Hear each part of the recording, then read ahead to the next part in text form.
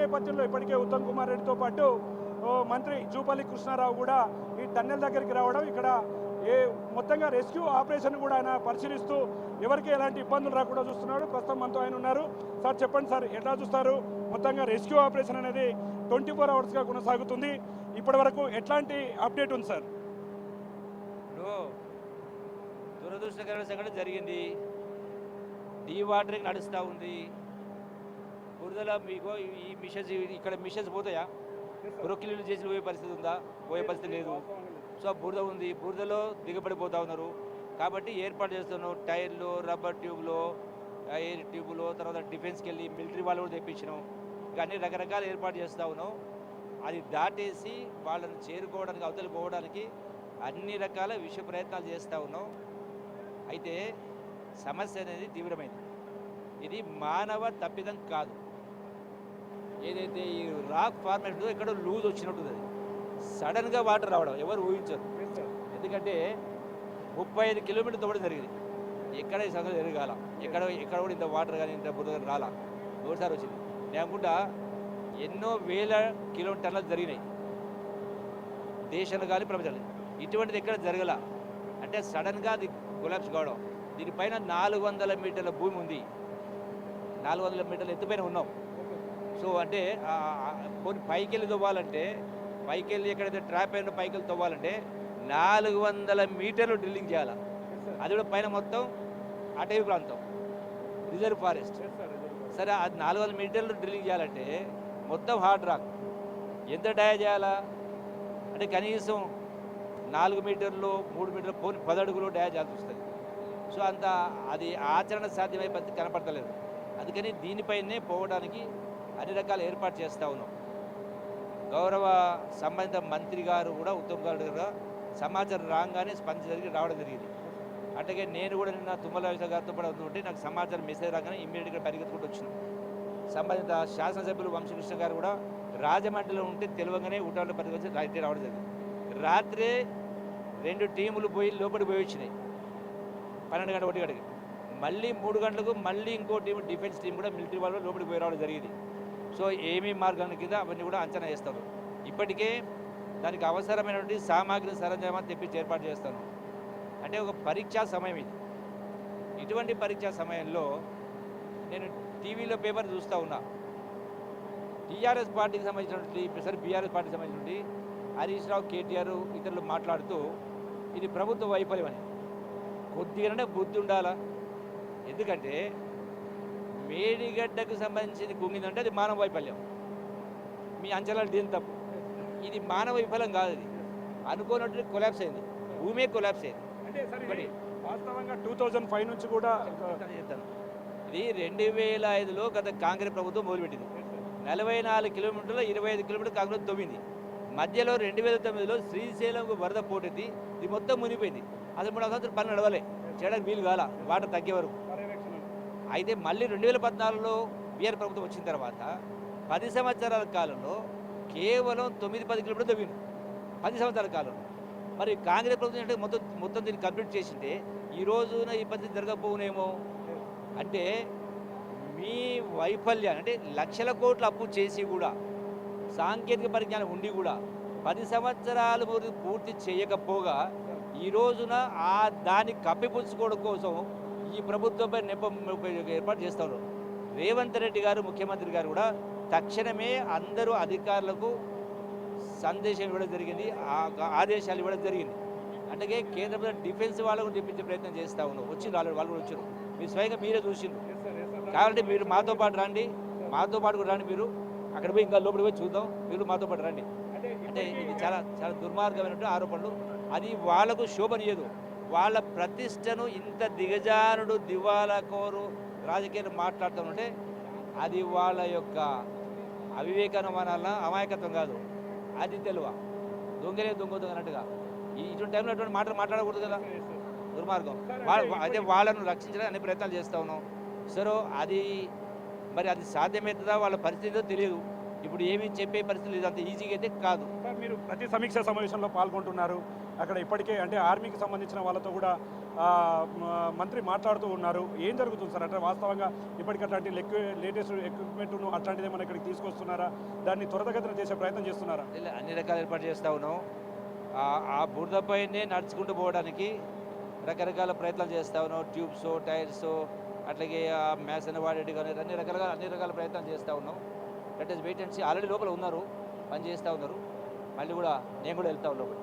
చూస్తున్నాం, దీన్ని రాజకీయ కోణంలో చూడొద్దని చెప్తున్నారు. ప్రస్తుతం స్థానిక ఎమ్మెల్యే కూడా మనతో ఉన్నారు, ఆయనతో కూడా మాట్లాడదాం. మంత్రుల వెంట సార్ నిత్యం మీరు వెళ్తూ వస్తున్నారు, అసలు ఏం జరుగుతుంది? సమీక్ష సమావేశంలో ఏం మాట్లాడుతున్నారు? మీ నియోజకవర్గంలో అతిపెద్ద ఇది ఒక టన్నెల్గా కూడా తీసుకోవచ్చు. అంటే మీరు ప్రభుత్వంలోకి వచ్చిన తర్వాత దాదాపు గ్రీన్ ఛానల్ కింద మొదటి విడతగా కూడా 2 కోట్ల రూపాయలు నిధులు మంజూరు చేశారు. ఇప్పుడు ఈ సంఘటన ఎట్లా చూస్తారు? ఏం జరుగుతుంది సార్ అసలు? అంటే నిన్న మార్నింగ్ జరిగిన సంఘటన దురదృష్టకరం. దీన్ని అందరం కూడా చాలా బాధపడతా ఉన్నాం. అన్నిటి మించి ఈ రాష్ట్ర ముఖ్యమంత్రి పెద్దలు గౌరవనీయులు రేవంత్ రెడ్డి గారు ఎప్పటికప్పుడు దీన్ని మానిటర్ చేస్తూ మరి నిన్న తెలిసిన వెంటనే ఫస్ట్ మెసేజ్ నాకే వచ్చింది.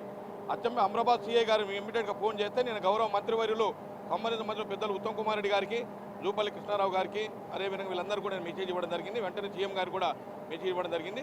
వెంటనే మేము మెసేజ్ ఇచ్చిన వెంటనే 1.5 అవర్లోనే మా సంబంధిత మంత్రివర్యులు గౌరవనీయులు ఉత్తమ్ కుమార్ రెడ్డి గారితో పాటు మా జూపల్లి కృష్ణారావు గారు, అదేవిధంగా మా ఎంపీ గారు కూడా రావడం జరిగింది. ఈ ఇన్సిడెంట్ను ఇది న్యాచురల్గా అంటే కొన్ని న్యాచురల్ జరిగే ఉంటాయి.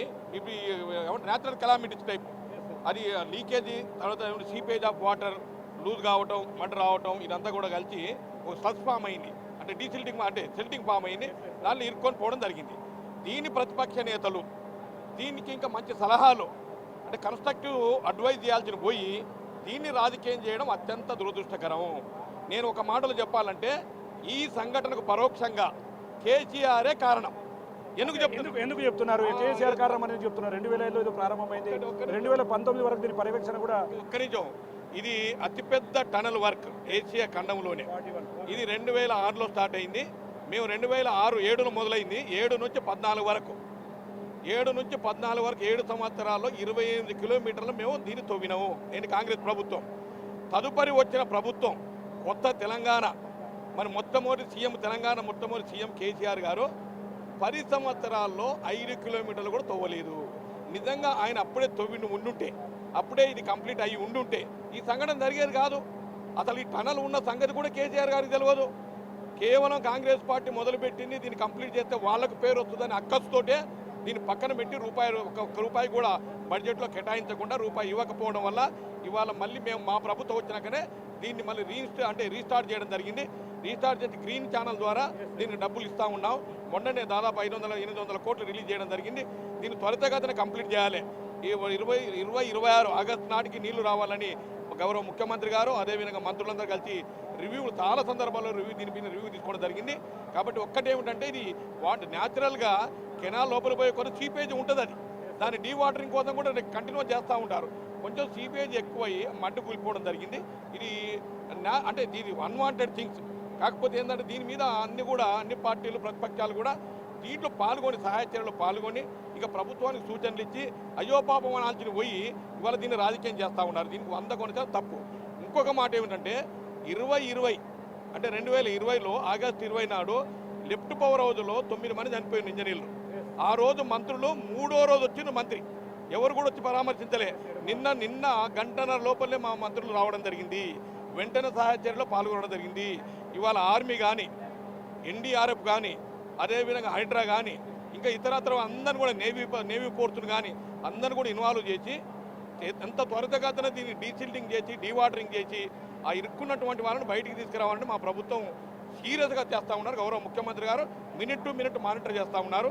కాబట్టి ఇవాళ దీన్ని అప్రిషియేట్ చేయాల్సిన పోయి ఈరోజు ప్రతిపక్ష నేతలందరూ దీన్ని రాజకీయం చేస్తున్నారు. ఇది ప్రజలు గమనిస్తూ ఉన్నారు. ఇంకొక మాట చెప్పాలంటే నీవు కట్టినావు కదా కాళేశ్వరం కూలేశ్వరం అయింది, కుంగిపోయింది. మేడిగడ్డ బ్యారేజ్ ఇవన్నీ కూడా గుండ్లపోచమ్మ కాలువ దిగిపోయింది. అదేవిధంగా కలవకుర్తి లిఫ్ట్ ఇరిగేషన్లో ఉన్న మోటార్లన్నీ పేలిపోయినాయి. పాలమూరు రంగారెడ్డి లిఫ్ట్ తెగిపోయి 6 మంది చనిపోయినరు. నీ సంఘటనలు ఎన్ని ఉన్నాయి అంతెందుకు. ఇక్కడ పంజగుట్ట దగ్గర ఫ్లైఓవర్ కూలిపోయింది. అక్కడ ఇంకొక దగ్గర ఇక్కడ మనం కరీంనగర్లో ఉన్నటువంటి బ్రిడ్జ్ ఒకటి తెగిపోయి రాత్రి మేనేజ్ చేసి మీడియాలో రాకుండా మీరు మేనేజ్ చేసిన సంఘటన చాలా ఉన్నాయి. దీన్ని రాజకీయం చేయడం తగదు. దీనికి 100% మేము ఖండిస్తూ ఉన్నాం. నిజంగా మీకు చిత్తశుద్ధి ఉంటే సహాయక చర్యలో పాల్గొనండి, ప్రభుత్వానికి సలహాలు సూచనలు ఇవ్వండి. అంతే తప్ప మీరు నైట్ కూడా ఇక్కడ చూశారు, అంటే వచ్చారు కరెక్ట్ 11 అప్రాక్సిమేట్లీ 11కి వచ్చినట్లున్నారు ఇక్కడ. అప్పుడు మేము కూడా ఉన్నాం. బట్ అప్పటికిప్పటికీ అంటే ఈ అప్డేట్ విషయంలో అంటే వాళ్ళు తీసుకురావడం కానీ ఈ సహాయక చర్యలు కానీ ఎట్లాంటి మార్పులు ఏమైనా వస్తున్నాయి? మీరేమో రాజకీయ కోణం అంటున్నారు, వాళ్ళేమో మీ నిర్వహణలో అంటారు. వాళ్ళు అప్పుడు పట్టించుకోకపోవడం వల్లనే ఇదంతా జరిగిందని మీరు అంటున్నారు. ఓవరాల్గా దీనికి సంబంధించినటువంటి సారాంశం ఈ విధంగా ఎలా అర్థం చేసుకోవాలి? ఇది వాళ్ళు పట్టించుకోకపోవడం అనేది 100కు చాలా తప్పు. వాళ్ళు పట్టించుకోకపోవడంలో ఇన్సిడెంట్ జరిగింది. మేము పట్టించుకుంటున్నాం దీన్ని త్వరితగతిన పూర్తి చేయాలని. జరిగిన ఇన్సిడెంట్ పైన వాళ్ళ నేవీ కానీ, ఆర్మీని కానీ, హైడ్రా కానీ, తర్వాత ఎన్డీఆర్ఎఫ్ అందరిని కూడా ఇన్వాల్వ్ చేసి ఎంతవరకు మనం త్వరితగతిన చేయగలుగుతామన్న దాని మీద గౌరవ మంత్రులు ఇద్దరు కూడా ఇక్కడే ఉన్నారు. నిన్న ఇక్కడే ఉన్నారు, ఇవాళ కూడా ఇక్కడే ఉన్నారు.